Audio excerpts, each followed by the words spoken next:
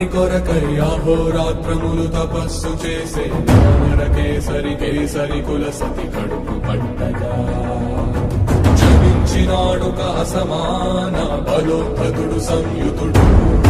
అంజనాసుతుడు పవననందనుడు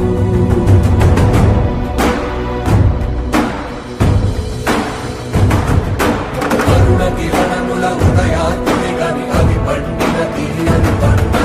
సూర్య మండలము పండితి గాలని దేహం నాదున రవి మరుగై జగము చీకటై